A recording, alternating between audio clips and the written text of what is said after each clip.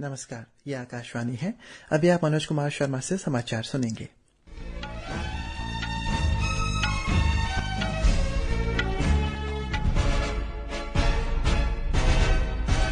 पहले मुख्य समाचार। प्रधानमंत्री नरेंद्र मोदी ने आज भोपाल में 5 वंदे भारत एक्सप्रेस ट्रेनों को हरी झंडी दिखाकर रवाना किया। कर्मचारी भविष्य निधि संगठन ने उच्च वेतन पर पेंशन के लिए आवेदन करने की समय सीमा 11 जुलाई तक बढ़ाई। मौसम विभाग की हिमाचल प्रदेश और उत्तराखंड में तेज वर्षा की भविष्यवाणी। पर्यटकों को अपनी सुरक्षा को प्राथमिकता देने की सलाह।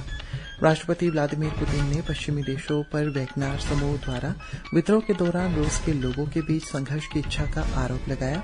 और एक दिवसीय क्रिकेट विश्व कप 5 अक्टूबर से अहमदाबाद में शुरू होगी।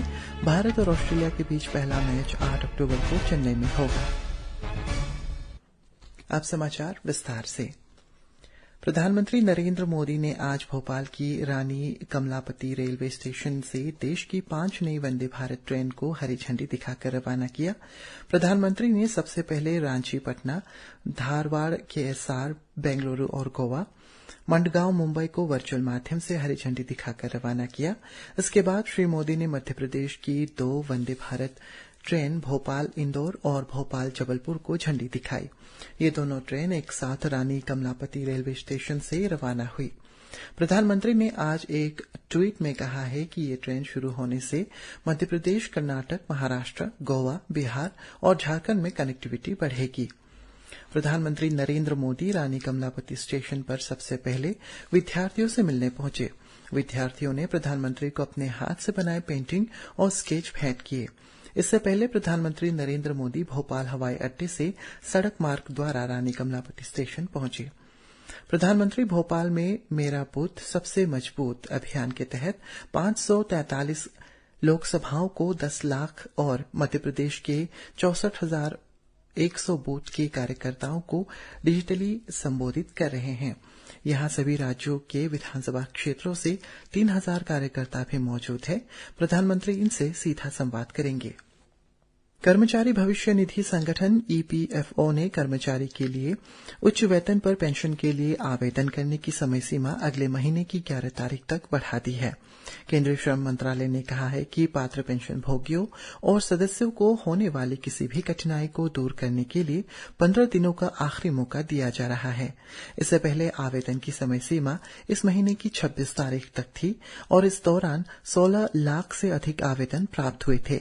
कर्मचारी भविष्य निधि संगठन ने नियोक्ताओं को वेतन विवरण ऑनलाइन जमा करने के लिए 3 महीने का समय भी दिया है। मौसम विभाग ने हिमाचल प्रदेश और उत्तराखंड में तेज वर्षा की भविष्यवाणी की है। पर्यटकों को अपनी सुरक्षा को प्राथमिकता देने की सलाह दी गई है। यहां कई सड़कें भी अवरुद्ध हुई है, जिनको खोलने के प्रयास की जा रही है। वहीं मंडी मनाली राष्ट्रीय राजमार्ग यातायात के लिए पूरी तरह से खोल दिया गया है, जो रविवार को भूस्खलन के कारण 3 स्थानों पर अवरुद्ध हो गया था। हिमाचल प्रदेश के कई हिस्सों में पिछले 24 घंटों के दौरान हुई भारी बारिश से 1000 से ज्यादा पेयजल और सिंचाई योजनाएं प्रभावित हुई हैं। राज्य आपदा प्रबंधन ने राज्य में भारी बारिश से करीब 102 करोड़ रुपए के नुकसान होने का अनुमान लगाया है। हिमाचल प्रदेश में अलग अलग जगहों पर भूस्खलन से 9 लोगों की मौत हो गई है। राज्य में जल स्तर में वृद्धि को ध्यान में रखते हुए प्रशासन ने लोगों से नदी नालों के किनारे न जाने की अपील की है। हालांकि आज दोपहर से बारिश रुकी हुई है, लेकिन मौसम विभाग ने अगले 24 घंटों में राज्य के कई स्थानों पर भारी बारिश का अलर्ट जारी किया है। रूस के राष्ट्रपति व्लादिमीर पुतिन ने आरोप लगाया है कि यूक्रेन और उसके सहयोगी पश्चिमी देश चाहते थे कि वैगनार समूह द्वारा विद्रोह के दौरान रूस के लोग आपस में संघर्ष करें।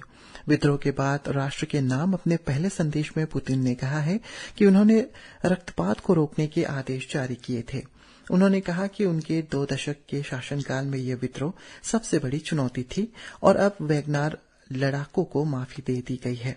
रूसी राष्ट्रपति ने कहा है कि वैगनार लड़ाकू रूसी सेना में शामिल हो सकते हैं, बेलारूस जा सकते हैं या फिर अपने घरों को लौट सकते हैं। पुतिन ने इस विद्रोह के दौरान मारे गए पायलटों को भी श्रद्धांजलि दी। सशस्त्र विद्रोह के दौरान उनकी सुरक्षा के लिए पुतिन ने सुरक्षा अधिकारियों को भी धन्यवाद दिया। इस बीच वैगनार विद्रोह को रोकने के लिए हुई समझौते के बावजूद इसके मुख्य येवगेनी प्रिगोजिन के खिलाफ जांच की जा रही है।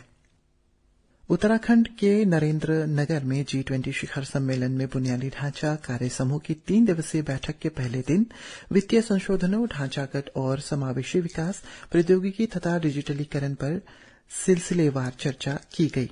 बैठक में एशियन इंफ्रास्ट्रक्चर डेवलपमेंट बैंक के साथ साझेदारी में शहरों के बुनियादी ढांचे को बेहतर बनाने पर जोर दिया गया। बैठक में शामिल फ्रांस के प्रतिनिधि एलन बर्डर ने कहा है कि भारत ने पिछले दशक में विकास की दिशा में काफी प्रगति की है और इस बदलाव को महसूस किया जा सकता है।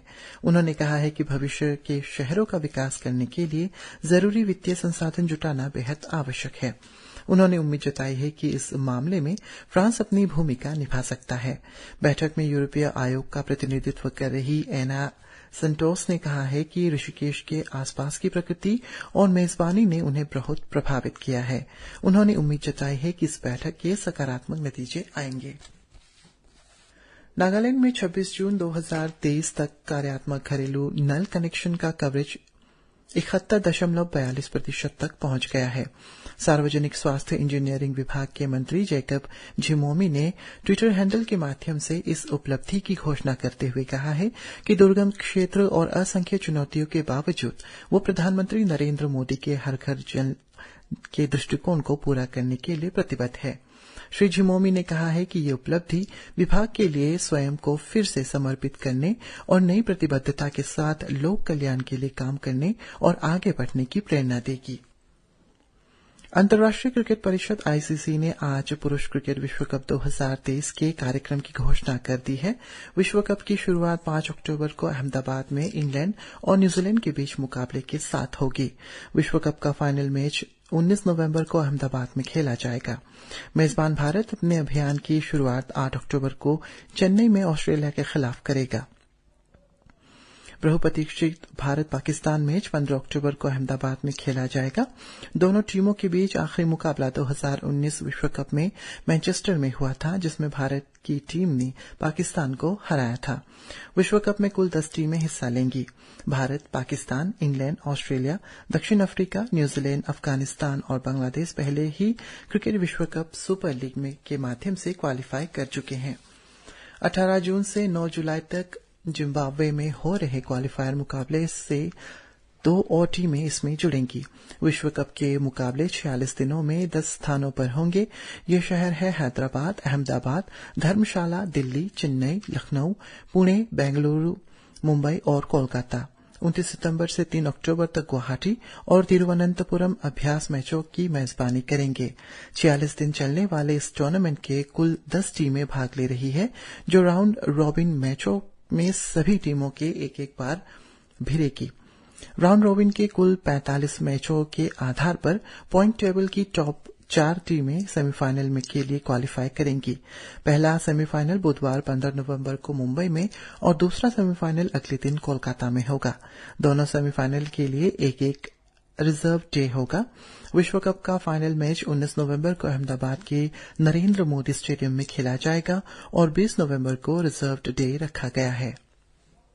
केंद्र सरकार ने बाजार में आयातित दाल आने तक बफर स्टॉक से अरहर दाल की चरणबद्ध तरीके से आपूर्ति करने का निर्णय लिया है। ये कदम उपभोक्ताओं को किफायती दर पर अरहर दाल उपलब्ध कराने के लिए उठाया गया है। उपभोक्ता मामले, खाद्यान्न और जन वितरण मंत्रालय ने राष्ट्रीय कृषि सहकारी विपणन संघ और राष्ट्रीय सहकारी उपभोक्ता संघ को अरहर दाल की ऑनलाइन नीलामी करने का निर्देश दिया है। इस महीने के शुरू में केंद्र ने जमाखोरी रोकथाम तथा अटकलबाजियों पर रोक लगाने के लिए सभी राज्यों तथा केंद्र शासित प्रदेशों को आगामी अक्टूबर तक अरहर तथा उड़द की दाल की भंडार सीमा निर्धारित करने का आदेश दिया था। उपभोक्ता मामले विभाग और राज्य सरकारें इस आदेश के अनुपालन की निगरानी कर रही है। राज्य भी दाल के मूल्यों तथा भंडारण की स्थिति पर नजर रखे हुए हैं।